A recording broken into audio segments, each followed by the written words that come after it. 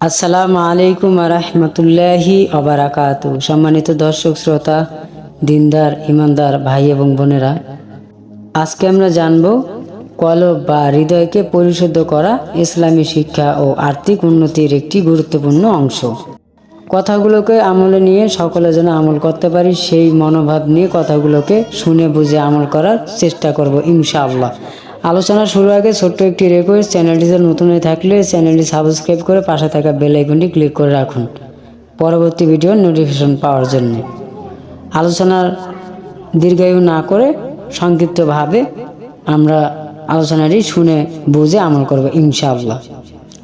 আল্লাহ সুবহানাহু ওয়া তাআলা বলেন, যে ব্যক্তি পবিত্র কলব নিয়ে আল্লাহর সামনে উপস্থিত হবে কেবল সেই সফল হবে। সূরা আস-শুআরা আয়াত 26-89। কলবকে পরিশুদ্ধ করার জন্য নফসের অপবিত্রতা থেকে নিজেকে রক্ষা করা, আল্লাহর স্মরণে সর্বদা মগ্ন থাকা এবং পাপ থেকে দূরে থাকার চেষ্টা করা খুবই গুরুত্বপূর্ণ।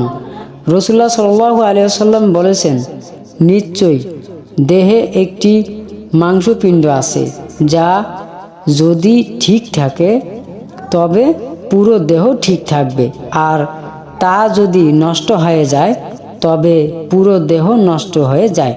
জেনে রাখো, সেটি হলো কলব। সহিহ বুখারী।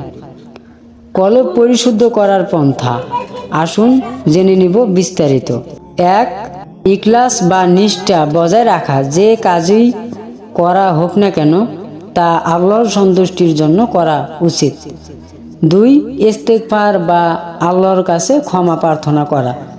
বারবার তওবা করে নিজের গুনাহের জন্য অনুতপ্ত হওয়া এবং ক্ষমা প্রার্থনা করা। 3.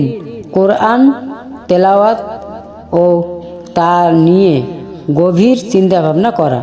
কোরআন আমাদের হৃদয়কে আলোকিত করে ও পরিশুদ্ধ করে। 4. সৎ সঙ্গ অবলম্বন করা। ভালো মানুষের সঙ্গে থাকা আমাদের কলবকে শুদ্ধ রাখতে সাহায্য করে। 5. আল্লাহর স্মরণ বা জিকির করা। নিয়মিত জিকির করা কলবকে শান্তি দেয় এবং পাপ থেকে দূরে রাখে।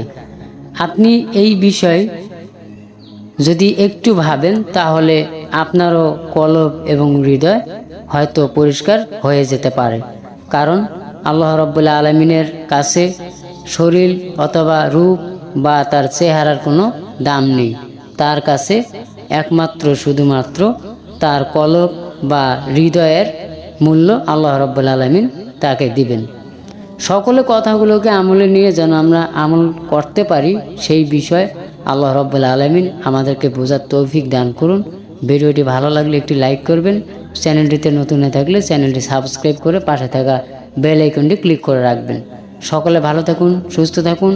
আসসালামু আলাইকুম ওয়া রাহমাতুল্লাহি ওয়া বারাকাতুহু।